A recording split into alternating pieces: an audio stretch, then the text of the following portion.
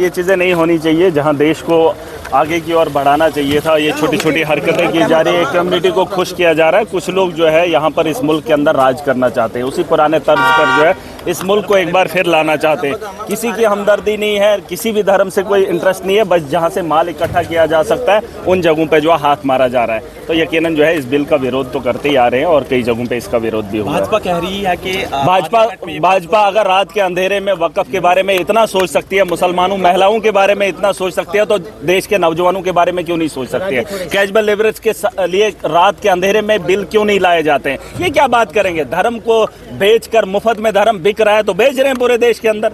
धर्म के नाम पे दंगे हो रहे हैं, उस पर फसादात होंगे, कत्लो गारत होंगी, हंगामे होंगे। वो तो चाहते हैं कि एक फिरका जो है अलग होकर राजनीति में उनको वोट बैंक की तरह देखे। देखिए, वोट के लिए आप धर्म को मत बेचिए, काम को बेचिए। जिस मकसद से आपको वोट मिलता है, मुझे अगर वोट मिला है तो मैं यहाँ धर्म की रक्षा के लिए नहीं आया हूँ, मैं यहाँ पर जम्मू कश्मीर के मुस्तकबिल और देश के मुस्तकबिल के लिए यहाँ इस ऐवान के अंदर आया हूँ। वरना अगर ये लोग मुफ्त में धर्म को बेचकर वोट ले रहे हैं और सत्ता में बैठ रहे हैं, ये कहीं ना कहीं पूरे देश के अंदर एक सवाल है। बीजेपी के अंदर इसको ये कहा गया कि वो वक्फ अमेंडमेंट बिल के बारे में लोगों को बताएं कि इसके फायदे। देखिए, वो फायदे मत गिनाइए, वो ये भी गिनाइए ना उन्होंने देश के अंदर क्या किया। क्या नौजवानों के बारे में नहीं सोचना चाहिए? क्या रात के अंधेरे में नौजवानों के बारे में सोचने के लिए इनके पास फुर्सत नहीं है? 10 साल मोदी को हो गए, लेकिन नौजवानों के लिए 2 करोड़ नौकरियां नहीं ला पाए। उसके लिए रात का अंधेरा काफी नहीं था, उसके लिए इनके अय्याशन 10 साल की कम नहीं थी।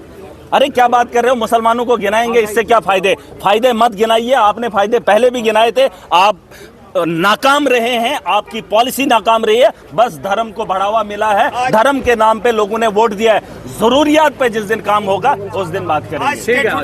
हाँ, देखिए, स्टेटहुड हमारा हक है, ये जम्मू के लोग भी समझे और कश्मीर के लोग भी समझे और पूरा देश ये समझे। लोकतंत्र है, चुनी हुई सरकार है, इख्तियार उनके हाथ में होना चाहिए, इसके अलावा कोई ऑप्शन नहीं। एक LG आया है, LG अपने फैसले करेगा। क्या ये जम्मू कश्मीर के आवाम को मंजूर है? ख्वाह अगर भाजपा के 28 MLA हैं, लेकिन लोगों से आप पूछेंगे तो नहीं मानेंगे LG के शासन को। LG के शासन को 28 बीजेपी के जो MLA उनके वोटर हैं वो उसको एक्सेप्ट नहीं करेंगे, क्योंकि उसने माफिया लाया है जम्मू कश्मीर के अंदर। नौकरियां बेची गई है, अब पोस्टों की यहाँ पर बिक्री हो रही है, हम उसको बेचने नहीं देंगे। हमने जम्मू कश्मीर के आवाम से वादा किया, हम उसको इम्प्लीमेंट करेंगे। देखिए, उसकी लिमिट कोई भी नहीं है, वो एक थोपा हुआ आदमी है, हमें थोपे हुए आदमी की जरूरत नहीं। फिर यह ऐवान क्यों सजाया गया? फिर यहाँ जम्मू कश्मीर के अंदर चुनाव क्यों करवाए गए? अगर यहाँ देखिए, एक चीज मैं आपको बताना चाहूंगा, IAS SDM हुआ करते IAS को DCs बनाया गया है। IAS की ट्रांसफर यहाँ UT के अंदर सरकार के हाथ में नहीं रखी है। यकीन जानिए, आने वाले कल में तहसीलदार, नायब तहसीलदार और पटवारी भी IAS होगा। ये पॉलिसी ये LG लेकर आएगा। इनको तो पता ही नहीं है। बाहर के लोगों को उठाकर यहाँ पटवारी की अहमियत बताएंगे कि एक IAS को पटवारी का काम करना चाहिए जम्मू कश्मीर के अंदर, और उस पोस्ट को भी फिल करेंगे। और जब UT रहेगी तो ट्रांसफर कौन करेगा पटवारी की? LG। आप बोल दीजिए ना LG को, लाइए वो जो बिहारी हैं, बाकी UP वाले हैं, IAS है, उनको ये तामझाम सौंप दो और आप उनकी ट्रांसफरें करते रहना। हमारे हाथ में इख्तियार तो है नहीं। हम क्या इनके तलवे चाटने के लिए? अरे हम तलवे चाटने के लिए नहीं आए हैं। जम्मू कश्मीर का मुस्तकबिल हमारे हाथों में होना चाहिए और हम इसको खूबसूरत बनाएंगे। ये जो लोग हैं अहंकार से भरे हुए हैं, तानाशाह हैं। याद रख लीजिए, लिख लीजिए मेरी बात, तुम्हारा काल भी आने वाला है। और ये जो भाजपा के 28 MLA हैं, ये जब किसी मर्द को औरत शाम को घर में पीटती है ना, ये घर में पीटती है, बाहर आकर वो मर्द भी बोलता है नहीं मैं दिखाऊंगा। ये वही मर्द है। इनको भी पता है जम्मू कश्मीर के साथ क्या इस्तेसाल हो रहा है, इनको पता है, लेकिन मुंह नहीं खोलेंगे। ये वही मर्द है जिनको घर के अंदर बीवी पीटती है। और इन लोगों को समझा दो कि वो मर्दाना ताकत लेकर आए और जम्मू कश्मीर के नौजवानों के मुस्तकबिल पे बात करें। LG के शासन में अरे भाजपा के लोग क्या, बीवी मर्द कौन? भाजपा के लोग हैं जो बात नहीं कर पा रहे, जो देख रहे हैं तमाशा।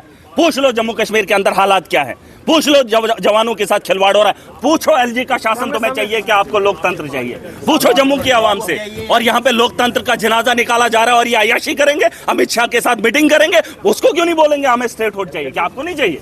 पूछ लो जम्मू के लोगों को। लेकिन ये बोलेंगे अमित शाह बोलेगा तो बोलेंगे। अरे अपना मुंह कब खोलोगे? ये वही मर्द हैं जो बीवी से पिटते भी हैं और बाहर आकर कुछ बोल रहे हैं। देखिए, हम इसके सख्त मुखालफत करते हैं, हम मुखालिफ हैं। क्यों लाएंगे अमेंडमेंट बिल? मुसलमानों के इतने हमदर्द कब से होगे?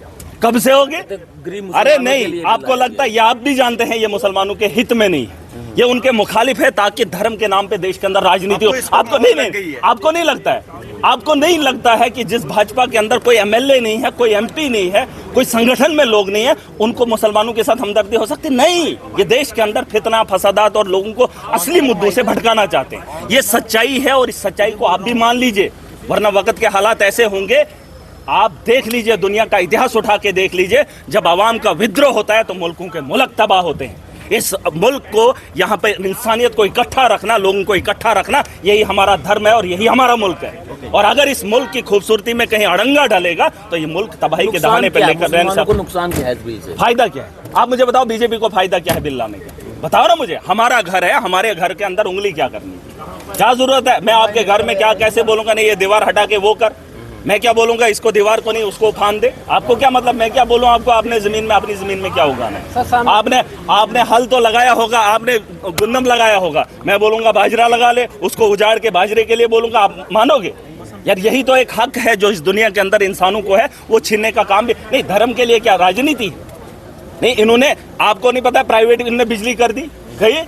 अब धर्म को गवर्नमेंट के साथ लेने की क्या जरूरत है जो ऑलरेडी प्राइवेट था? अरे जिन चीजों को गोद लेना था उनको तो आपने छोड़ दिया, आपने उन चीजों को छोड़ दिया, आपने धर्मों को गोद ले लिया। और ये तरीका आपको लगता है कि इससे गरीब मुसलमानों को, गरीब मुसलमानों ने, गरीब हिंदुस्तानियों को क्या फायदा? इन्होंने 10 साल दिया, वो मुझे गिनाओ। इन्होंने बिजली के दामों में इजाफा किया, आपने पूछा? आपने पूछा? आप पूछो ना इनसे। यहाँ जो जमीनों पे अधिकार था, जिन बंजर जमीनों को आबाद किया था, वो जमीनें कहाँ हैं? वो जमीनें कहाँ हैं? उन पे अधिकार छीन लिया। अब आप बोलोगे ये बीजेपी मुसलमानों के एंटी होकर ही राजनीति की है। ये बात आप नोट कर लो। आप माना कि आप मीडिया से लोग हैं, लेकिन ये बात आप भी जानते हैं, जितना ये मुसलमानों के खिलाफ उगलेंगे, जितना उनके मुखालिफ पॉलिसी लाएंगे, उतना देश के अंदर ये ग्रोह को इकट्ठा करने में कामयाब होंगे। लेकिन उन लोगों को मैं बताना चाहता हूं, जिसको ये इकट्ठा कर रहे हैं, उसी में एक फिरका ऐसा है जिनको कुचलने का काम ये करेंगे। एक पुराना हिंदुस्तान लाएंगे, जिस हिंदुस्तान के अंदर इनका चरित्र क्या हुआ करता था, वो चरित्र एक बार फिर से दोहराना चाहते, जहां कई लोगों को जो है बीच रास्ते के पीछे जूते खुलवाए जाते थे और इनके सम्मान के लिए, इनके लिए आशियाना वो फूलों के हाथ स्वागत कराया जाता था।